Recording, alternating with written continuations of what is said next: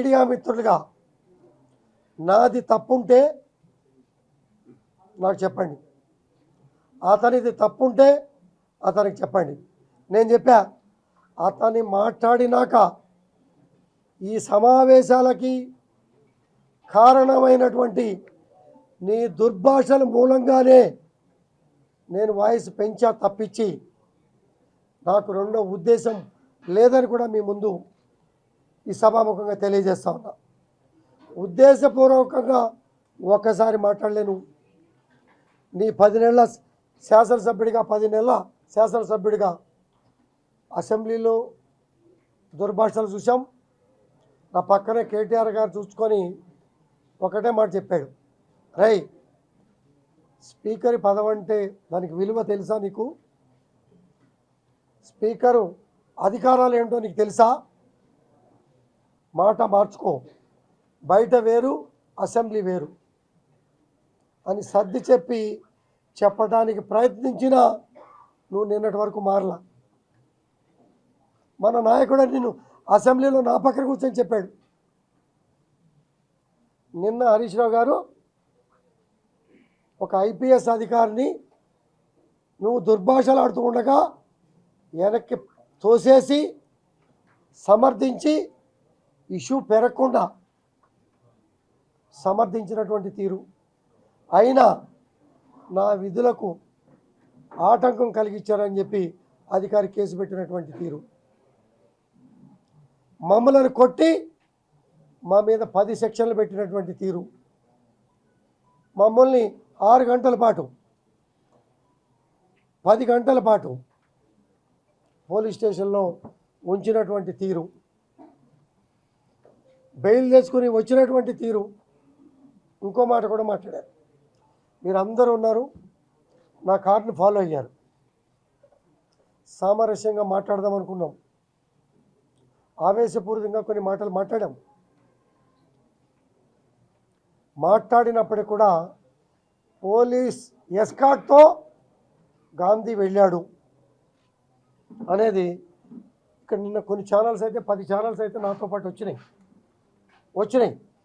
ఒక్క పోలీస్ నాతో పాటు ఉన్నారా అనేది మీరు చెప్పండి. హరీష్ రావు గారికి చెప్పండి.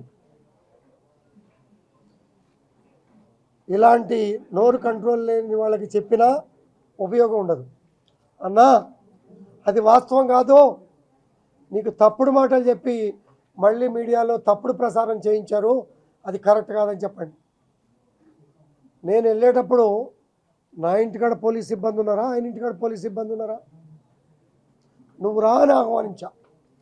నీ ఇంటికాడ 50 మందిని పెట్టుకున్నావు, నన్ను కింద పడదోయించావు. నీ ఇంటికాడ సెక్యూరిటీ పెట్టుకున్నావు, కొంతమంది చీటర్స్తో రాళ్ల దాడి చేయించావు. చేసిన తప్పులు తెలుసుకో, తప్పులు సరిదిద్దుకో. నా ఏమైనా ఉంటే నేను దిద్దుకుంటా. అది మానవత్వం. అప్పుడు మనిషి అవతారం వస్తుంది నీకు. అప్పుడు దాకా ఏ అవతారం వస్తుంది? రాక్షస అవతారం. ఇప్పుడు దాకా నువ్వు ప్రవర్తించిన తీరు అదే రకంగా ఉంది. నేను ఒక్కసారి మాత్రమే ప్రవర్తించా. నన్ను దుర్భాషలాడిన తీరు నా వెనకాల ఎవరు లేరు. నేను ఎప్పుడు ఒంటరి పోరాటం చేస్తా. ఆనాడు తెలుగుదేశం పార్టీలో కూడా ఇదే నాయకుల మీద ఒంటరి పోరాటం చేశా. రావటమే అయ్యప్ప సొసైటీలు ఇల్లీగల్ కన్స్ట్రక్షన్స్, ప్రోటోకాల్ లేని పద్ధతి, శాసనసభ్యుడికి తెలియని పరిస్థితులు పోరాటం చేశా. తర్వాత గౌరవంగా హరీష్ రావు గారు నా దగ్గరకు వచ్చి నన్ను తీసుకెళ్ళి బీఆర్ఎస్ పార్టీలో జాయిన్ చేశారు, టీఆర్ఎస్ పార్టీలో జాయిన్ చేశారు.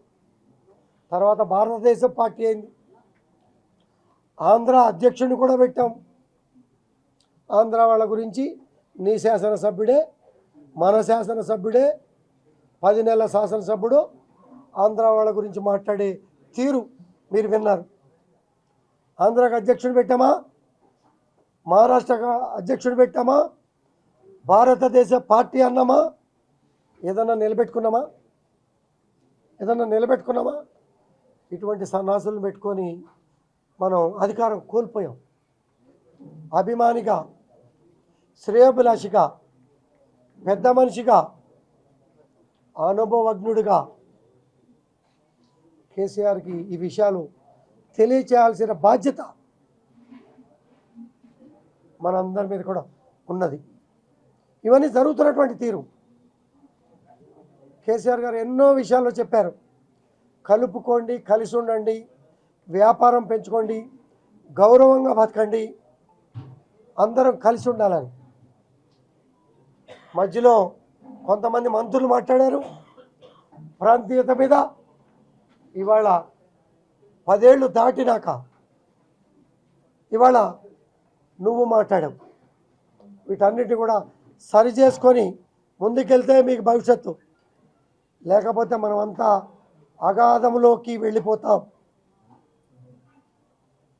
పెద్ద ఆయన కేసీఆర్ గారు మహిళలు అగౌరవపరిచిన దాని మీద, ఆంధ్ర తెలంగాణ గురించి మాట్లాడిన దాని మీద నాకన్నా ముందు దూషించే మాటలతో నన్ను దూషించిన విధానం మీద, తర్వాత నేను దూషించా ఆ విధానం మీద మీరు మాట్లాడాలి. మాట్లాడితే కనువిప్పగలుగుతుంది. ఇవాళ చాలామంది ప్రజల మనోభావాలు దెబ్బతిన్నాయి. దెబ్బ తినేటప్పుడు మన శాసనసభ్యుడు చేశాడు అనేది వీటన్నిటిని కూడా గుర్తు చేస్తూ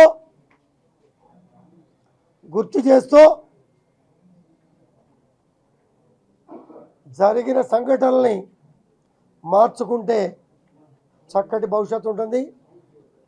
నువ్వు అదే దోవలో ప్రవర్తిస్తే, ఇందాక అంటున్నావు కదా, ఎవరు ఇక్కడ భయపడేవాళ్ళు లేరు. హుజూరాబాద్ నుంచి ఇక్కడికి వచ్చి బాగా అయితే నువ్వు 5 ఏళ్ళు అయి ఉండొచ్చు. నేను 50 ఏళ్ళు అయింది. 50 ఏళ్ళు అయింది. 50 ఏళ్ళు, 45 ఏళ్ళు, 35 ఏళ్ళు సేవా కార్యక్రమాలు చేశా. 10 సంవత్సరాలు శాసనసభ్యుడిగా ఉన్నా. 3వసారి మళ్ళీ శాసనసభ్యుడిగా నన్ను గెలిపించారు. గౌరవంగానే ముందుకు పోతా. పనికి మాలిన వాళ్ళకి, పోలీస్ సిబ్బందికి, మీడియా సిబ్బందికి ఇలా సమయాన్ని పాడు చేసుకునే అవకాశం నేను ఇవ్వనని చెప్పి కూడా తెలియజేసుకుంటూ, ఈ అవకాశం ఇచ్చి ఈ 2-3 రోజులు వాస్తవాల్ని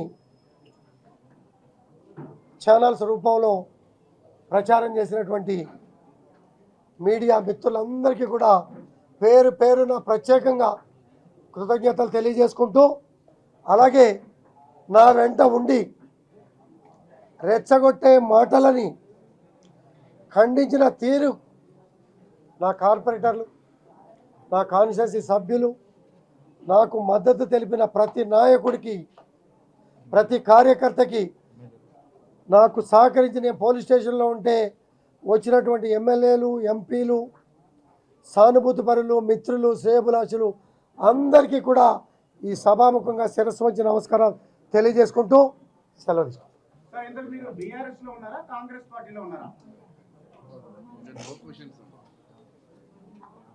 మీకు గౌరవప్రదమైన స్పీకర్ గారు క్లారిటీగా చెప్పారు. దీనిలో ఎటువంటి మార్పులు వచ్చినా మిమ్మల్ని అందరినీ ఇదే రకంగా పిలిచి చక్కటి సమావేశం పెట్టి చెప్తా.